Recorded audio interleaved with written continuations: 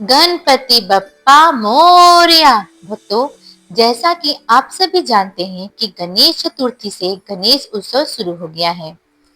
गणेश भक्त अपने अपने घरों में गणेश जी को स्थापित कर उनकी पूजा अर्चना करते हैं, उनका आशीर्वाद पाते हैं और फिर उनका विसर्जन कर देते हैं ताकि अगले साल गणपति फिर आए और हमारे घर को शुभ लाभ और अपने आशीर्वाद से भर दें। अगर आप भी गणेश जी की पूजा अर्चना करते हैं तो भक्तों, आपको पता होना चाहिए कि तुलसी, जिन्हें भगवान विष्णु की प्रिया कहा जाता है, जिनका पत्र सबसे पवित्र माना जाता है, वही तुलसी गणेश जी की पूजन में वर्जित क्यों हो गई है। हम सब जानते हैं कि गणेश जी विघ्नहर्ता हैं। हर कार्य की शुरुआत उन्हीं के नाम से होती है। लेकिन क्या आप जानते हैं, एक समय ऐसा भी आया था जब तुलसी देवी ने स्वयं गणेश जी को श्राप दे दिया। क्या हुआ था गंगा के उस पवित्र तट पर जब गणेश जी तपस्या में लीन थे और तुलसी वहां पहुंची। कैसे एक साधारण सा संवाद श्राप और वरदान की अद्भुत कथा में बदल गया। आज हम सुनेंगे वही रहस्यमय प्रसंग जिसके कारण आज भी गणेश पूजन में तुलसी का प्रयोग नहीं किया जाता। तो चलिए भक्तों, समय को बर्बाद ना करते हुए वीडियो को शुरू करते हैं। नमस्कार भक्तों, आप सभी का एक बार फिर से स्वागत है। बहुत समय पहले गंगा नदी के पवित्र तट पर गणेश जी गहन ध्यान में लीन थे। उनका मुख शांत था, नेत्र बंद और शरीर से दिव्य प्रकाश निकल रहा था। पूरी प्रकृति मानो उनकी साधना से अलंकृत हो रही थी। उसी समय तुलसी देवी वहां आई। तुलसी जी का हृदय भक्ति से भरा हुआ था। वे भगवान विष्णु की महान भक्त थीं। परंतु जब उन्होंने गणेश जी को देखा तो उनके मन में पहली बार कोई और भावना जागी। तुलसी जी ने सोचा, यह देवता कितना तेजस्वी, कितना गंभीर, कितना अद्वितीय है। यदि यह मेरे जीवन साथी बन जाए तो मेरा जीवन धन्य हो जाएगा। तुलसी जी ने हाथ जोड़कर कहा, हे गणपति, मैं आपके तेज से मोहित हो गई हूँ। आप ब्रह्मांड के अधिष्ठाता हैं। कृपया मुझे अपनी पत्नी के रूप में स्वीकार करें। गणेश जी ने धीरे से आंखें खोली। उनका मुख शांत था। उन्होंने मुस्कुराते हुए कहा, हे तुलसी देवी, आपके भाव बहुत पवित्र हैं, लेकिन मैंने ब्रह्मचर्य का व्रत लिया है। मेरा जीवन तपस्या और साधना में ही व्यतीत होगा, इसलिए मैं विवाह नहीं कर सकता।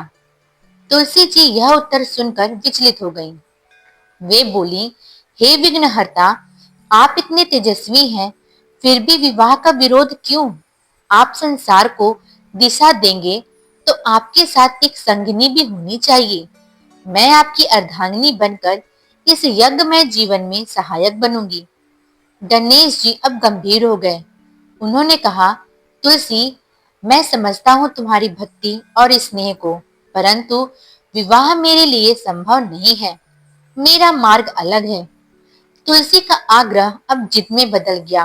वे बोली, यदि आप मुझे अस्वीकार करते हैं तो यह मेरे लिए असहनीय है।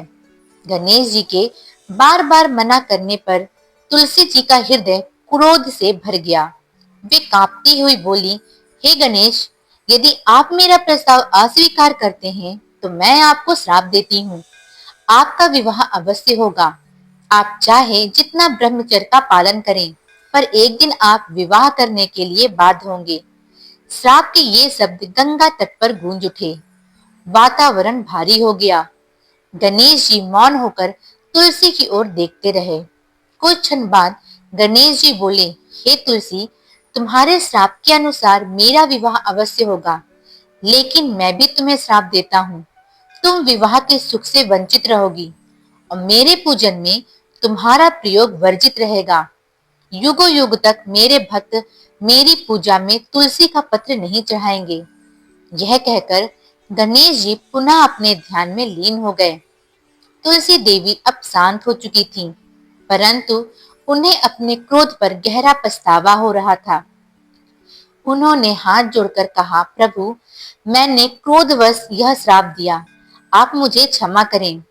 गणेश जी ने मुस्कुराते हुए कहा, हे तुलसी, तुम्हें भगवान विष्णु अवश्य स्वीकार करेंगे।